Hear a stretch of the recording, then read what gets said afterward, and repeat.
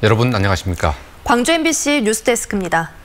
중국에서 코로나19가 한창 확산하던 시기에 광주시가 중국 자매도시에 마스크를 보냈는데 이게 몇 배가 돼서 돌아왔습니다. 광주에서 치료를 받고 대구로 돌아간 완치자들은 감사의 편지를 보내오고 있습니다. 보도에 남궁옥 기자입니다. 광주시청 지하창고에 커다란 박스들이 차곡차곡 쌓여 있습니다. 박스 안에는 마스크가 담겨 있는데 무려 31만 장이 넘습니다. 광주시와 자매 결연을 맺고 있는 광저우 등 8개의 중국 자매 우호 도시에서 코로나19를 함께 극복하자며 보내온 방역 물품입니다. 지난 1월 광주시가 먼저 어려움에 처한 중국 도시에 5만 장의 마스크를 지원하자 6배가 넘게 다시 되돌려준 겁니다. 这个呢也鼓舞了我们战胜疫情的这个信心和决心这个我们会永远铭记在心，再次说一声感谢。 중국에서 온 마스크와 방제복 등 방역 물품은 취약계층과 의료진들에게 우선 보급될 예정입니다. 취약계층이라든지 또 의료기관, 또 중국인 유학생 등 어려운 계층에게 우선순위를 정해서 균형하게 배우도록 하겠습니다. 대구 지역 확진자들을 위한 달빛동맹 병상 나눔도 코로나19를 극복하는 데 힘이 되고 있습니다. 지금까지 31명의 대구 지역 확진자가 광주로 이송됐고 이 가운데 8명이 완치됐습니다. 건강을 되찾아 집으로 돌아간 달굿벌 가족들은 손편지나 SNS를 통해 고마운 마음을 전해왔습니다. 나눔의 상징인 광주 주먹밥도 코로나와 사투를 벌이는 대구 의료진들에게 따뜻한 응원이 됐습니다. 어머님들이 직접 이렇게 싸서 이렇게 자기들한테 보내줘서 정말 그 주먹밥을 먹고 힘이 나서 빨리 코로나를 이길 수 있겠다 그런 이야기를 했다고 해서 정말 흐뭇했습니다. 코로나19로 모두가 시름에 빠지고 경제는 공황 수준으로 치닫고 있지만 동서와 국경을 넘나드는 나눔의 연대가 위기를 견뎌내는 든든한 힘이 되고 있습니다. MBC 뉴스 남궁옥입니다. 전 세계로 확산하는 코로나19가 경제 전반에 충격을 주면서 지역의 주택시장도 위축될 조짐을 보이고 있습니다. 보도에 이재원 기자입니다. 지난주부터 입주가 시작된 한 아파트 단지입니다. 정문 입구에 질비하게 늘어선 공인중개사 사무실에는 신규 아파트의 임대를 알리는 광고 문구가 곳곳에 나붙었습니다.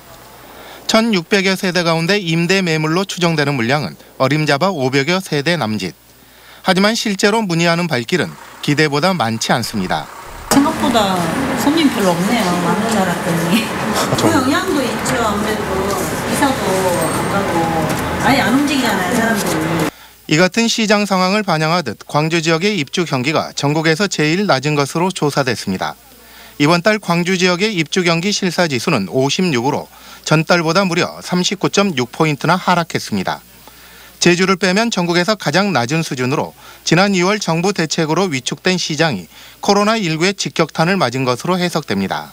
코로나19 사태하고 이런 것들이 영향을 미쳐서 아무래도 이게 심리 지수다 보니까 특히 전망치 같은 경우에는 그런 심리적인 것들이 많이 작용을 하거든요.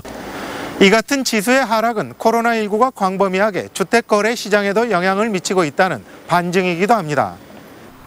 이번 달 300여 세대의 물량 공급을 애정했던 업체가 분양을 연기했고 아파트 매매도 감소하는 등 시장 전반에서 위축을 알리는 신호가 나오고 있습니다. 당분간은 이제 수요가 대기 상태로 있다 보니까 당장에 이제 거래가 이루어지기 힘든 상황이고요. 코로나19가 진정이 되고 나면은 그때부터는 조금 다시 회복되지 않을까 그렇게 보고 있습니다. 전국을 공포로 물들이는 코로나19의 기세에 지역 주택 시장도 꽁꽁 얼어붙고 있습니다. MBC 뉴스 이재원입니다. 코로나19 때문에 마음대로 외출하기도 쉽지 않죠. 사회적 거리두기가 의무인 사람들은 사정이 더합니다. 몇 달째 고향에도 못 가는 분들이 많다는데 강서영 기자가 만났습니다. 석유화학 기업이 밀집돼 2만 4천여 명이 근무하는 여수국가산단. 기업들 사이에서는 대구와 경북 같은 감염병 특별관리 지역에 가지 않는다는 것이 불문율이 됐습니다. 대구 경북을 방문하면 2주간 공장에 투입되지 않고 격리되는데 개인 사정으로 회사와 동료들에게 민폐를 끼치고 싶지 않아서 혹은 업무에 차질이 생길까 봐 대구 경북을 가지 못하는 분위기가 만들어진 겁니다. 상황이 이렇다 보니 대구 경북 출신 직원들은 부모님이 아파도 고향에 가지 못하는 것이 현실입니다. 친척들, 가족들 모두 다 지금 있는 상황인데 걱정이 됩니다. 걱정이 되는데도 제가 직접 찾아서 이제 보살펴드리지 못해서 그 마음도 죄송스럽고. 해양경찰관을 육성하는 여수 해양경찰교육원. 교육생들의 외박은 물론 외출까지 금지하고 있습니다. 밀폐된 공간에서 수업과 숙식까지 함께하는 가운데 확진자가 발생한다면 교육원은 물론 지역사회까지 피해가 막심할 거라는 생각에서입니다. 신인교육 학생들이 전국 각지에서 오기 때문에 외박 시에는 전국 각지에서 흩어졌다가 다시 일요일 날 이곳 해경교육원에는 해경 순경 임용과 간부 승진을 앞두고 600여 명의 교육생들이 머무르고 있습니다. 고향 방문은 물론이거니와 미용실을 가기 위해 시내로 나가는 것조차 허용되지 않아 답답하다는 교육생들. 하지만 미래의 해양경찰관으로서 국가와 사회를 위한다는 생각으로 견딘다고 말합니다. 일반 가정을 꾸리고 있는 사람도 있고 여자친구가 있는 사람도 있고 이렇게 날 좋은 날에 꽃구경도 가고 싶어하고 국가적 재난 상황에 적극 동참하고 있다고 생각합니다. 나 하나쯤이야라는 생각으로 자가격리를 어겼다는 소식도 이어지는 요즘. 코로나로 두려움에 떠는 이웃들을 생각하며 누구보다 철저히 사회적 거리 두기를 실천하는 사람들이 관심을 끌고 있습니다. MBC 뉴스 강서영입니다.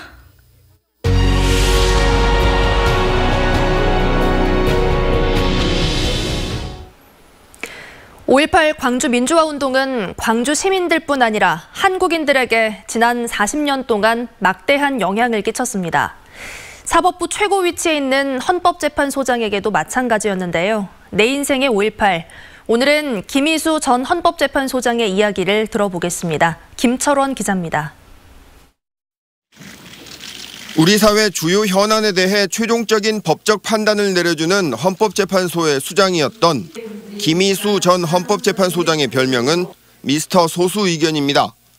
양심적 병역 거부 문제와 전교조 법외 노조 문제, 통합진보당 해산과 같은 민감한 사회 현안에서 헌법재판관들 중 거의 유일하게 진보적인 법적 해석을 보여줘 왔기 때문입니다. 양심적 병역 거부 사건에 있어서 아주 어떤 우리 사회의 오랜 난제를 그 양심의 자유, 소수자의 양심의 자유를 보호할 수 있는 어떤 방안을 이렇게 고민을 하면서 전북 고창이 고향이고 광주 전남고를 졸업한 김 전 소장은 5.18과 특별한 인연을 갖고 있습니다. 사법시험을 통과한 직후 군에 입대해 31사단에서 군 검찰관으로 광주 시민들의 사체 검시를 담당한 겁니다. 계엄군의 총에 맞거나 대검에 희생된 광주 시민들 중에는 항쟁지도부 대변인 윤상원 열사도 있었습니다. 총에 맞은 것 같기도 한데 이 사입구가 없는 겁니다. 뒤쪽에서 맞아서 앞으로 나왔는데 이게. 그래서 이게 총이 아니라 무슨 멋에 그냥 크게 찔린 거 아니냐 하는 생각도 들었고. 그동안 간직해왔던 검시 기록 비망록을 40년 만에 처음으로 취재진에게 공개한 김 전 소장. 5.18을 광주 항쟁이라고 표현하며 당시의 경험이 이후 판사 생활과 소심 판결에 지대한 영향을 끼쳤다고 말합니다. 국민의 군대가 이렇게 살상을 할 수가 있느냐, 이것에 대한 분노들이 이제 스스로 가지고 있었던 거고요. 그 인간의 존엄과 가치를 위한 그리고 민주주의 발전을 위한 어떤 판사로서 그런 역할을 좀 해야 되겠다. 그런 생각들을 마음속 깊이 이렇게 가지고 판사 생활을 시작했던 것 같습니다. 소신 있고 진보적인 판결의 대표적인 법조인이지만 5.18 직후 군 판사 시절 광주 시민들에게 내렸던 유죄 판결이 아직도 가슴속 멍해로 남아 있습니다. 광주 민주화운동 특별법에 의한 특별 재심 사유로 인정이 돼가지고 다 무죄를 선고받았거든요. 재심에서 특별 재심에서 광주 제가 재판했던 분들도 왜 나는 그 당시에 그런 재판을 못했었겠는가. 지금 같으면 그런 재판을 했을 텐데. 소수자 차별과 혐오, 배제가 난무하는 지금 한국 사회에 화합과 대동의 광주 정신이 꼭 필요하다고 역설하고 있습니다. MBC 뉴스 김철원입니다. 민생당이 현역 의원을 중심으로 광주 전남 8개 선거구에 후보를 단수 공천했습니다. 민생당은 광주의 경우 장병환 천정배, 최경환 김동철 의원과 서구갑의 김명진 예비후보를 단수 공천했고 전남에서는 박지원 윤영일 의원과 영암 무안 신안의 이윤석 전 의원을 단수로 공천했습니다. 이에 따라 서구을에서는 양양자 대 천정배, 북구을에서는 이형석 대 최경환의 대결이 4년 만에 다시 이뤄지게 됐고 서삼석 의원과 이윤석 전 의원은 지난 보궐선거와 당내 경선을 포함해 4번째 대결을 펼치게 됐습니다. 민주당 여수갑 선거구 경선에서 주철현 예비후보가 승리했습니다. 더불어민주당 선거관리위원회는 어젯밤 제8차 지역구 경선 결과 발표를 통해 여수갑 선거구에 주철현 후보가 1위를 했다고 밝혔습니다. 주철현 후보는 강화수 김효화 후보와의 경선 경쟁에서 승리함에 따라 다음 달 민주당 후보로 현직 의원인 무소속 이용주 후보 등과 본선을 치를 수 있게 됐습니다. 지난주 광주에서 5명의 사망자를 낸 교통사고의 차량 운전자가 술을 마신 채 운전한 것으로 드러났습니다. 광주 북부경찰서는 렌터카 회사 직원인 20대 운전자의 혈액에서 면허 정지 수준에 해당하는 알코올이 검출됐다며 이같이 밝혔습니다. 경찰은 운전자가 숨졌기 때문에 사건을 공소권 없음 의견으로 검찰로 넘길 예정입니다. 지난 12일 광주 연제 지하차도에서 20대 남녀 5명을 태운 승용차가 지주대를 들이받고 두 동강 나 5명 모두 숨졌습니다.